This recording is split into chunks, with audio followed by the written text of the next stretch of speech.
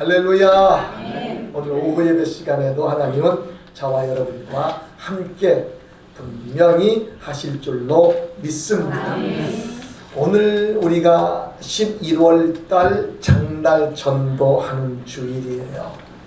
그래서 장날 전도를 하면서 우린 꼭 전도를 해야만 될 이유에 대해서 오늘 말씀을 드리려고 합니다. 전도 안 하면 안 돼요. 성경은 우리에게 그렇게 말해요. 때를 얻든지 못 얻든지 그렇게 말합니다. 날이 추우니까 못하고, 더우니까 못하고, 그리고 바쁘니까 못하고, 배고프니까 못하고가 아니라 해야만 된다는 거예요. 왜 해야만 되느냐? 왜 해야만 되느냐? 우리는 이런 존재이기 때문이에요. 한번 말씀의 제목을 같이 읽어보겠습니다. 같이 읽을까요? 우리는 빚진 자입니다. 빚을 졌기 때문에 전도하래요. 아니 이게 말이 되느냐는 말이에요. 빚 졌는데 왜 전도하느냐? 빚을 졌다라고 하는 것을 우리가 생각할 때 무슨 빚을 졌느냐? 대개가 머리에 떠올려지는 게 돈입니다. 그렇죠? 우리가 빚을 졌다. 한번 우리 최진선 장로님 빚이 얼마나 있어요? 없어요? 와, 빚이 없대요. 그러면 한번 저기 김봉구 권사님 빚이 얼마나 있어요? 지금은 없습니다. 없어요? 지금은요? 지금은 없어요? 네. 지금 자신 있게 그렇게 말하고 있는데 네. 여러분 빚쟁이에요. 네. 우리 모두 빚쟁인데 왜냐하면 우리나라에 순수한 가계 빚, 우리나라 전체 인구로 통계를 내보니까 한 사람당 3,616만 원이래요. 나는 빚이 없는데, 그런데 다른 사람들이 빚을 더 많이 진 것도 있고요. 그럼 나는 빚이 없는데 그러면 나는 자유하냐? 아니에요. 국가 부채라고 하는 게 있어요. 또 기업 부채라고 하는 게 있어요. 그래서 우리가 1인당 빚이 그냥 개인 빚과 국가 부채를 순수하게 따지면 5,816만 원이래요. 한 사람당. 자, 그러면 부부가 살면 얼마예요? 1억이에요. 4인 가족이 살면 2억 3천이라는 빚이 있어요. 근데 빚 없어요. 지금 뭐랍니까? 빚 없어요. 빚 없는 것 같은데 우리는 참 빚이 많아요. 자, 우리가 카드를 잘 써요. 그렇죠? 사실 그것도 빚이에요. 월말이 되면, 내 결제하는 날이 되면 날라옵니다. 고지서가 당신 이만큼 빚졌습니다 하고 날라옵니다. 우리나라 사람이요, 빚에 대해서 좀 둔감합니다. 그런데 돈은 둔감하자 그러자고요. 그런데 정말로 민감해야 될 빚이 있습니다. 그 빚이 무엇이냐? 그 빚은 복음의 빚이라고 하는 것입니다. 복음의 빚진 자. 그런데 세상 사람들은 당신 복음의 빚진 자입니다 라고 말하면 화를 내요. 내가 왜 빚쟁입니까? 나 빚 안 졌습니다. 근데 누가 이걸 느끼느냐? 구원받은 자만 느낍니다. 우리가 구원받고 나니까, 구원을 받고 보니까 내가 복음의 빚을 졌구나. 나는 구원받을 만한 자격이 눈꼽만큼도 없는데 내가 구원받은 것은, 내가 한 것은 요만큼도 없어요.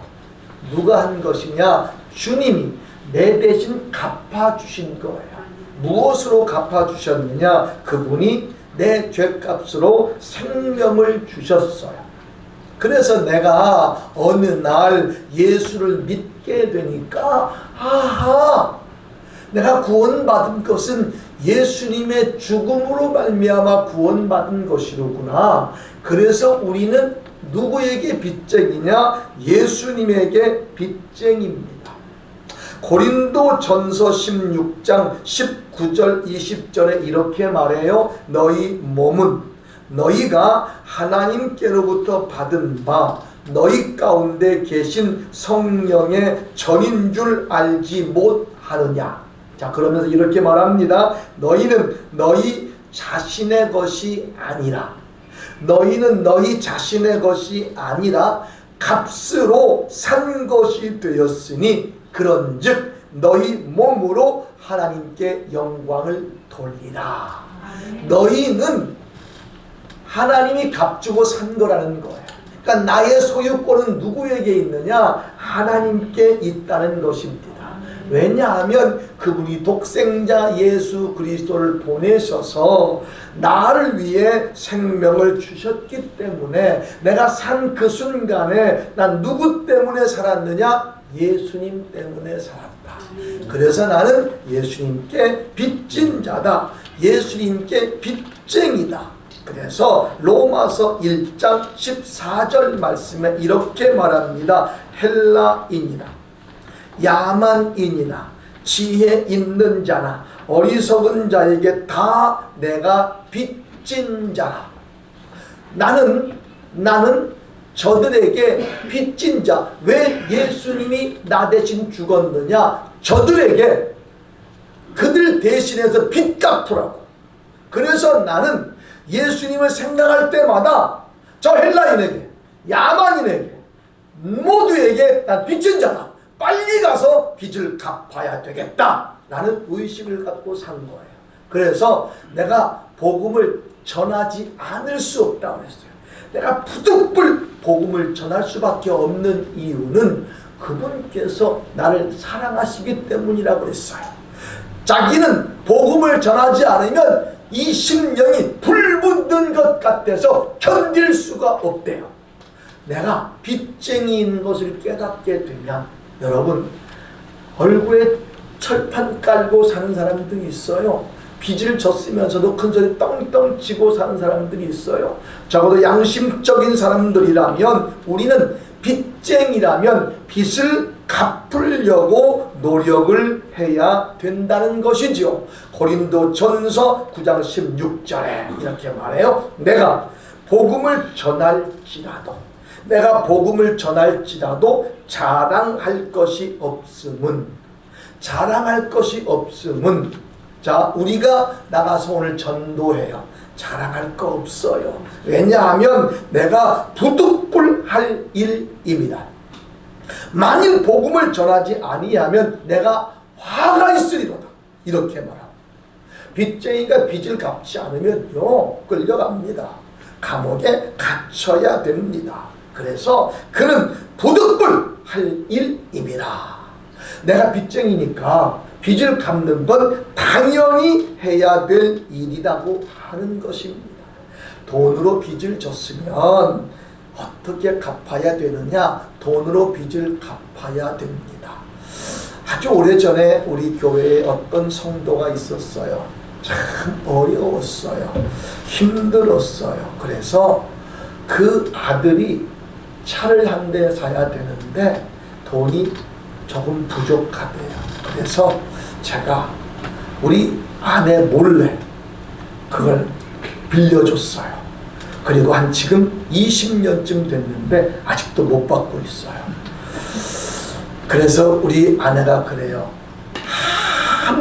아무리 성도라고 할지라도 절대 돈은 거래하지 마세요. 저한테 그렇게 말해요. 근데 내가 생각할 때요, 그분이 왜 안 갚을까? 잊어버린 것 같아요.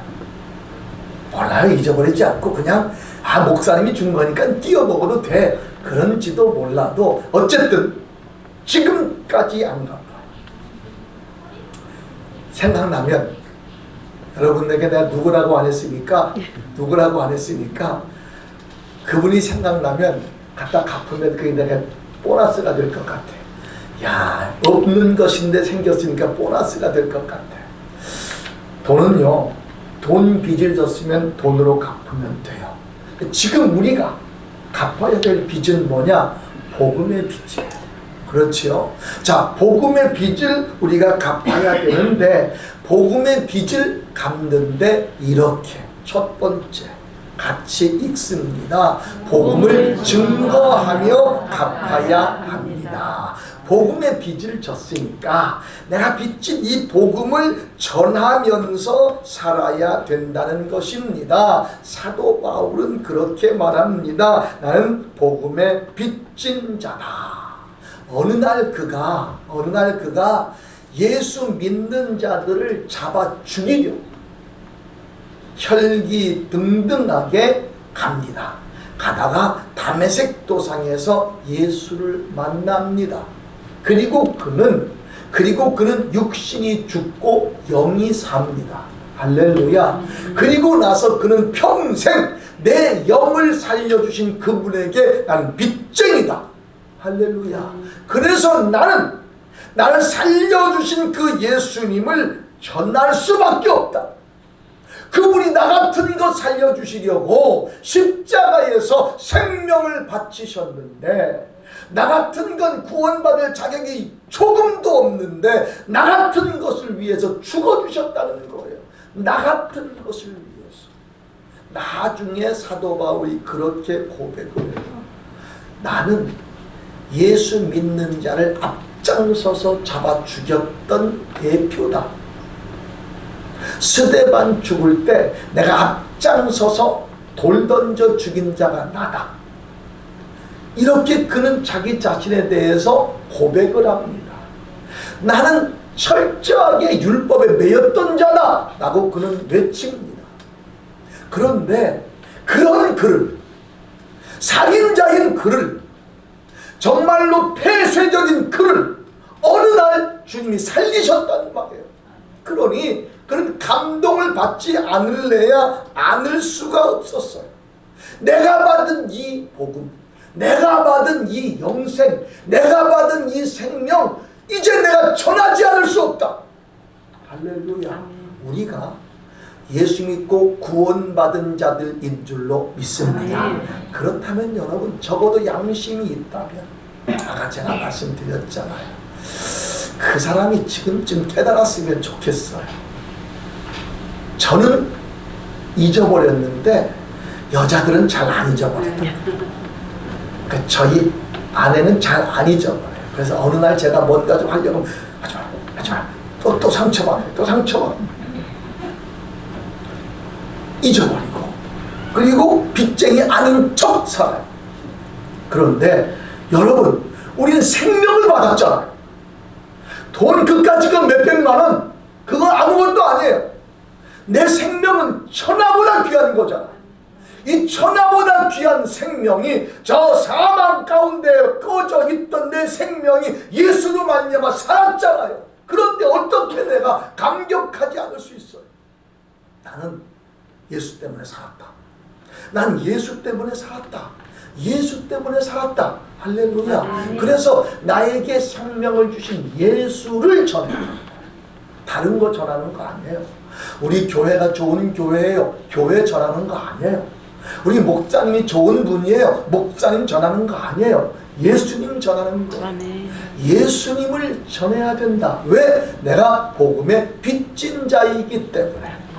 두 번째, 같이 읽습니다. 선교사님들을 생각하며 갚아야 합니다. 자, 우리가 복음을 증거하면서, 예수님을 증거하면서 복음의 빚을 갚는 거예요. 그런데 그 복음이 우리에게 들어오기까지, 대한민국의 복음이 들어오기까지 정말로 귀한 사람들이 있어요.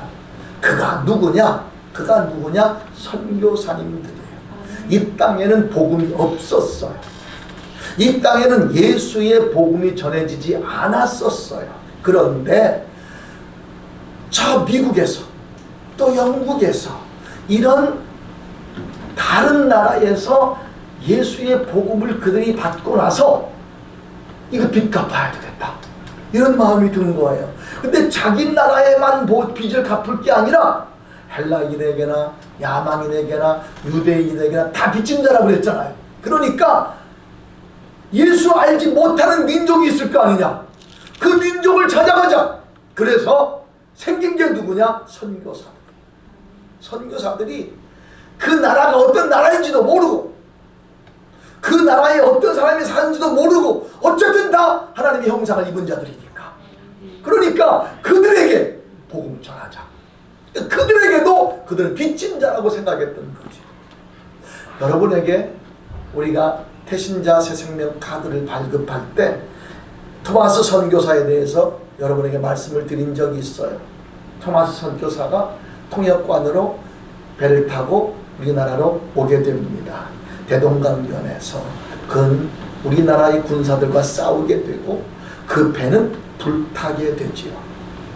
전어를 쳐먹는가요? 어쨌든 그 배가 불타게 됩니다. 그래서 그 배에 있었던 상인들 다 배 밑으로 내려오게 되고 다 죽고 그 배에 타고 있었던 토마스 선교사님도 배에서 내리게 됩니다. 배에서 내릴 때 그가 그냥 내린 게 아니라 품에 성경책을 안고 내렸어요.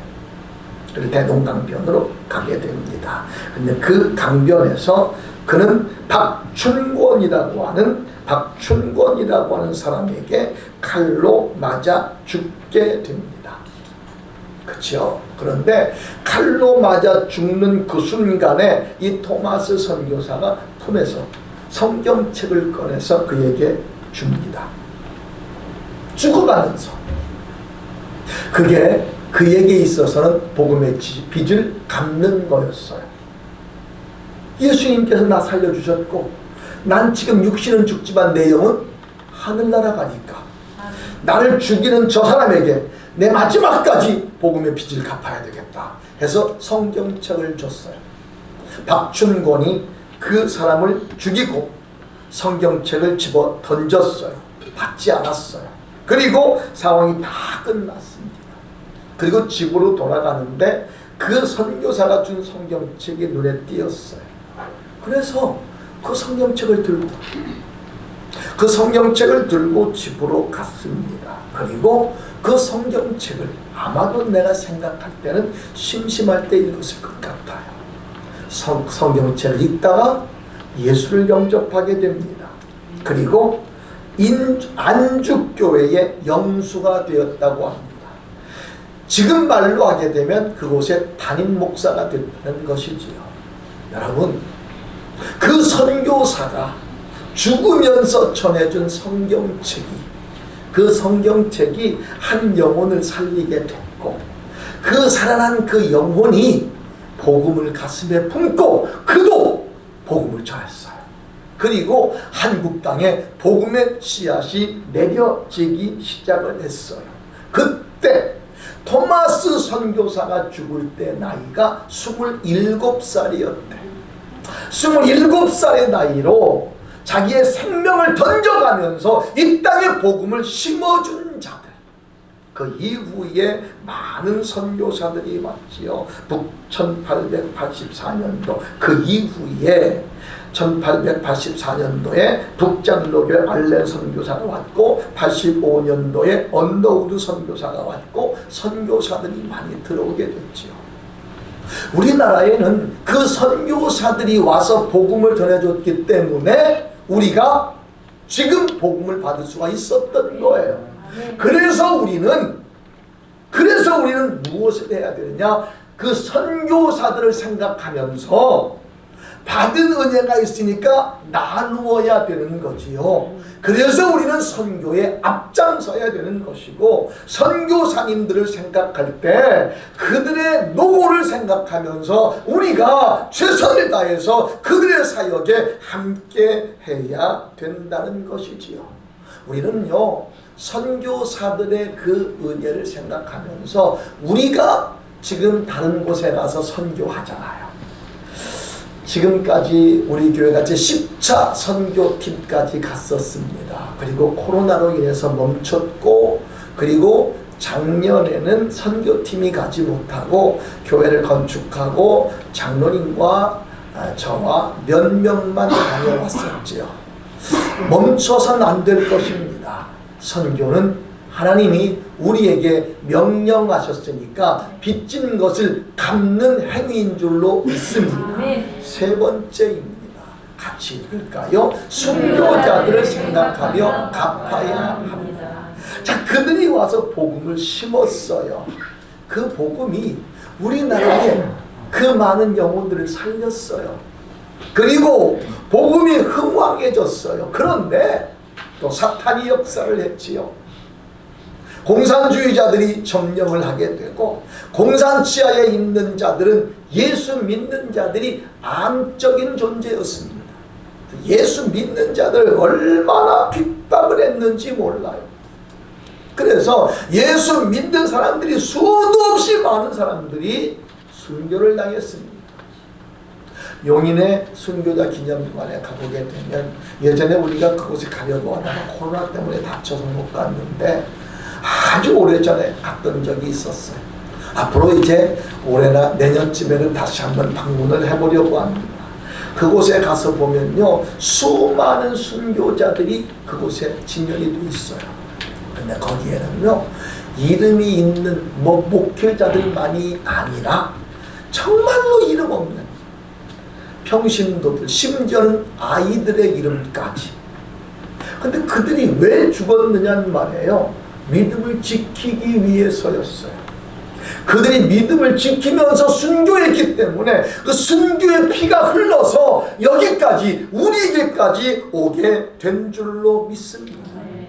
우리는요, 우리를 위해서 죽은 순교자들, 아니 우리 앞에서 복음 때문에, 신앙 때문에 순교한 자들의 그 순교의 이야기를 들어보게 되면요, 너무너무 감격하지 않을 수가 없어요.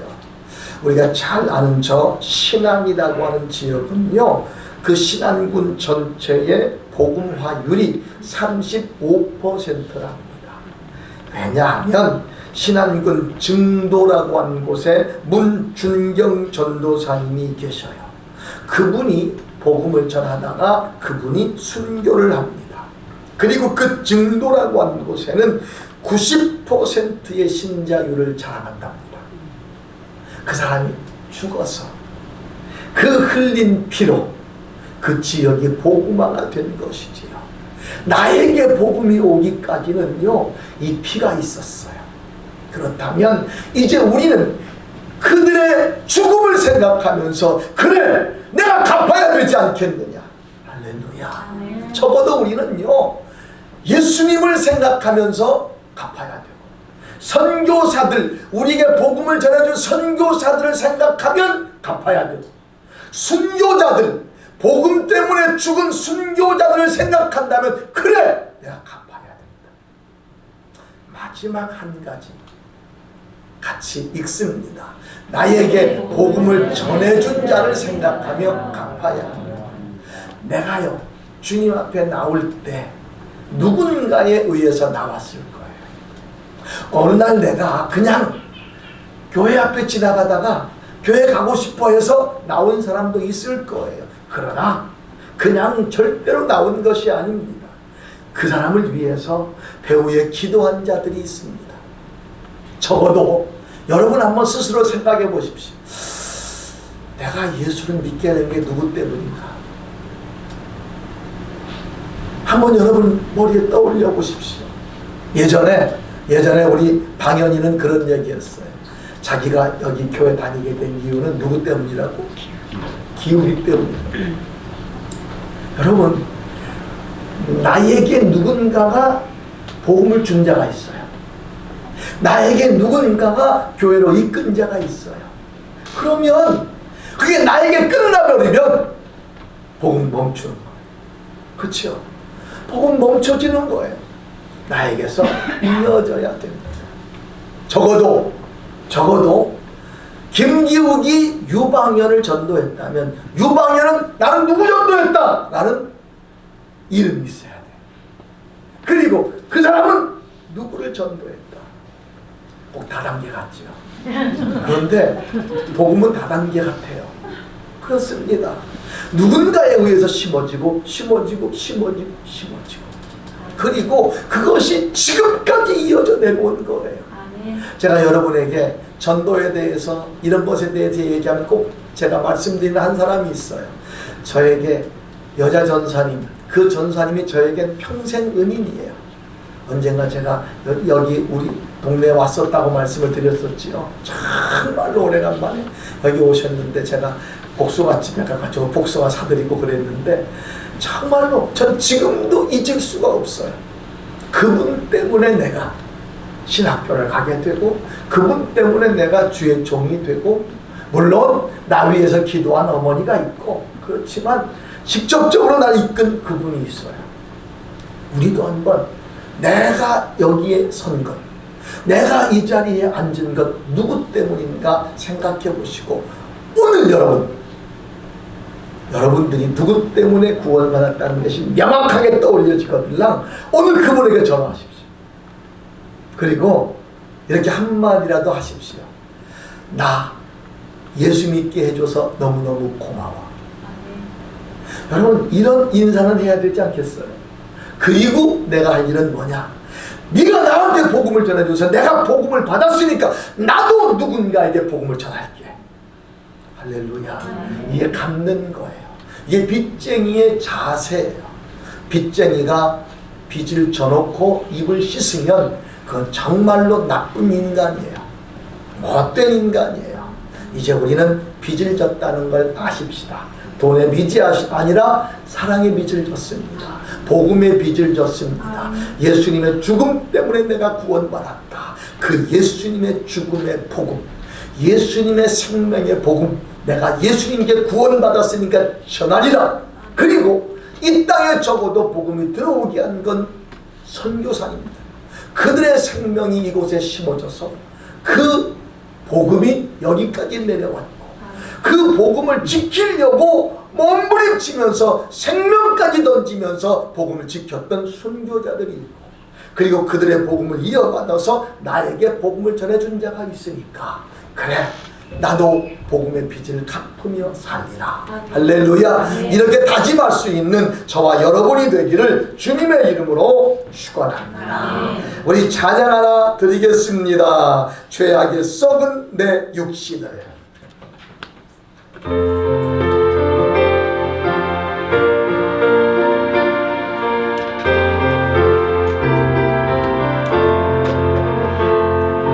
죄악에 썩은 내 육신을 주님이 쓰시려 했네. 죽음의 덫에 걸려있는 몸 주님이 쓰시려 했네. 속죄하는 손 치유하시고 속죄하는 발 치유하셨네.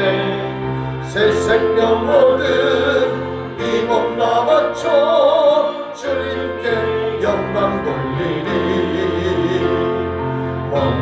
머물렀지만 내 육신을 주님이 기대하셨네. 십자가 보혈 증거하라고 주님이 살리셨네. 아멘. 기도할 때에 음성 주시고 기도할 때에 기쁨 주시네. 내 작은 입이 내 작은 몸이 주님의 붙들린 자라. 평생 아파도 빚진 자네요. 주님의 빚진 자네요. 주님 가신 백하였건만 눈물만 손끝이네. 아멘. 생명 주시니 주님이시라. 능력 주시니 주님이시라. 말씀 전하여 복음 전하여 주님의 빚을 갚으리. 아멘. 우리 빚진 자입니다. 우리 같이 기도할 텐데 내가 정말로 빚진 자라는 사실을 알게 하여 주시고, 빚쟁이로서 뻔뻔스럽게 살 것이 아니라 빚을 갚는 자가 되게 하여 주옵소서. 예수님께 빚 갚는 자가 되게 하시고, 선교사님들께 빚 갚는 자가 되게 하시고, 순교자들에게 빚 갚는 자가 되게 하시고, 나에게 복음을 전한 자에게 빚 갚는 자가 되게 하소서. 나로 인하여 구원받는 자가 생겨나게 하소서. 같이 한 음성으로 기도합니다. 할렐루야. 감사하신 주님, 오늘 우리가 주의 말씀을 가슴에 품습니다. 내가 구원받은 것이 하나님의 은혜입니다. 예수의 생명이 나 같은 것을 살렸습니다. 예수의 죽으심이 나의 생명으로 바뀌어졌습니다. 하나님 아버지, 나는 복음에 비친 자입니다. 하나님 아버지, 복음에 비친 자로서 빚을 갚는 자가 되길 원합니다. 예수를 증거하는 자가 되게 하소서. 선교사님을 생각하며, 순교자들을 생각하며, 나에게 복음을 전하는 자를 생각하며, 나도 복음을 전하리라, 빚진 자로서 살리라 다짐하며 살아가는 우리가 되게 하여 주시옵소서. 하나님 감사합니다. 우리는 빚진 자임을 알게 하여 주옵소서. 내게 복음이 오기까지, 나 같은 것이 복음으로 말미암아 새 생명이 얻어지기까지 수많은 단계가 있었습니다. 예수님의 죽으심이 있었고, 선교사들의 복음 전함이 있었고, 순교자들의 생명 건 복음 전함이 있었고, 나에게 복음을 전한 누군가가 있었습니다. 그렇습니다. 그들이 복음의 빚을 갚기 위해 나에게까지 복음을 전해줬는데, 나도 이제 복음의 빚을 갚는 자가 되길 원합니다. 쉬지 않고 복음을 전하는 자가 되게 하여 주옵시고, 나 때문에 구원받았다고 간증하는 자들이 나타나게 하여 주시옵소서. 하나님, 오늘 예배를 마치고 우리가 장날 전도를 할 터인데, 빚을 갚는 마음으로 우리가 최선을 다하여 전도하게 하옵소서. 예수님의 이름으로 기도드립니다. 아멘.